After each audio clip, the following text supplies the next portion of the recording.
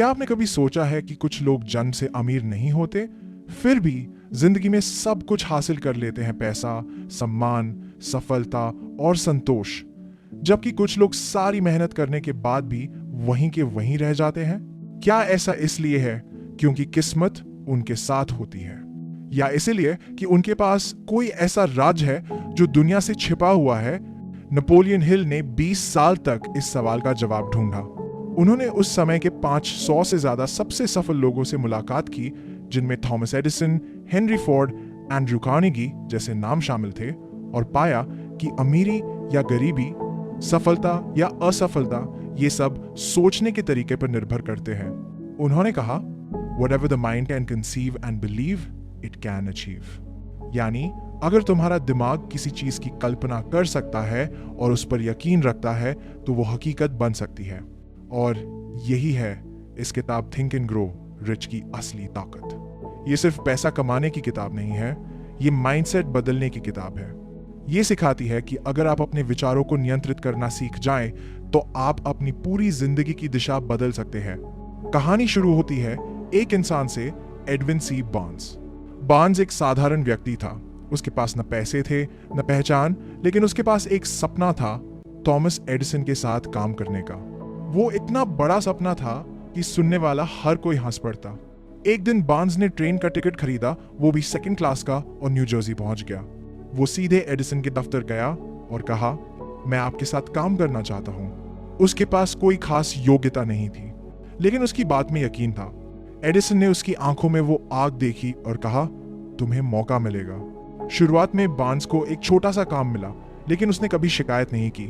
वो जानता था कि वो यहाँ अपने सपने को साकार करने आया है। सालों तक उसने मेहनत की, और एक दिन जब एडिसन को अपने नए इन्वेंशन के लिए सेल्स पार्टनर चाहिए था, तो उन्होंने बार्न्स को चुना। उस पल से एडविन बार्न्स करोड़पति बन गया। नेपोलियन हिल लिखते हैं, बार्न्स ने कभी नहीं कहा कि मैं कोशिश करूंगा, उसने कहा मैं करूंगा। यही फर्क होता है चाहने और विश्वास करने में। जब आप किसी चीज पर पूरा विश्वास कर लेते हैं तो ब्रह्मांड खुद उसे संभव बनाने लगता है। लेसन 1, डिजायर, इच्छा की आग। हर सफलता की शुरुआत एक तीव्र इच्छा से होती है। हिल कहते हैं, अ burning desire is the starting point of all achievement. इच्छा इतनी मजबूत होनी चाहिए कि नींद उड़ जाए, चैन खो जाए, और हर दिन बस एक ही सोच दिमाग में रहे, मुझे ये करना है।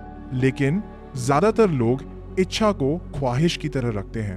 वो कहते हैं, काश मेरे पास पैसा होता, काश मैं सफल होता। पर जो सच में कामयाब होते हैं वो कहते हैं, मैं करूंगा चाहे कुछ भी हो। एंड्रयू कार्नेगी ने हिल से कहा था, सफल लोग कभी नहीं पूछते कि क्या यह संभव है, वो पूछते हैं इसे कैसे संभव बनाया जा सकता है। तो अगर आप सोचते हैं कि पैसा, सफलता या खुशी आपकी पहुंच से बाहर है, तो सच्चाई ये है कि पहले आपको अपनी सोच को बदलना होगा, क्योंकि आपकी जिंदगी हमेशा आपके विचारों की दिशा में चलती है। लेसन 2, फेथ, विश्वास की ताकत। डिजायर के बाद आता है फेथ, यानी यकीन। अगर आपकी इच्छा एक आग है तो विश्वास उसकी ऑक्सीजन है। हिल कहते हैं, faith is the visualisation of belief and the belief in attainment of desire. सफल लोग हमेशा पहले अपनी मंजिल को दिमाग में देख लेते हैं। वो मान लेते हैं कि ये उनके लिए संभव है, और जब दिमाग किसी चीज को सच मान लेता है तो वो पूरी ताकत से उसे साकार करने लगता है। एक बार हेनरी फोर्ड से पूछा गया, आपको कैसे पता सी बदलने को तैयार है? हिल कहते हैं, your mind attracts what it dwells upon. यानी आप जिस चीज के बारे में ज्यादा सोचते हैं वो धीरे धीरे आपकी जिंदगी में आ जाती है।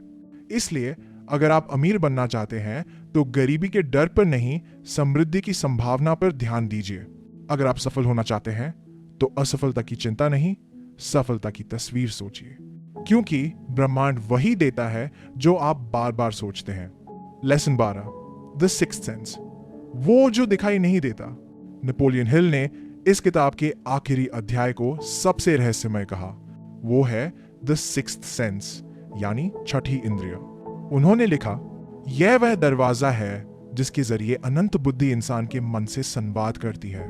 यह वही एहसास है जब बिना कारण कोई विचार आता है और आप जानते हैं यही सही है। कभी आपने सोचा कि किसी का फोन आने वाला है और उसी वक्त फोन बज जाता है? कभी किसी नए मौके का अंदाजा लगा और वो सच साबित हुआ? यही है सिक्स्थ सेंस। हिल कहते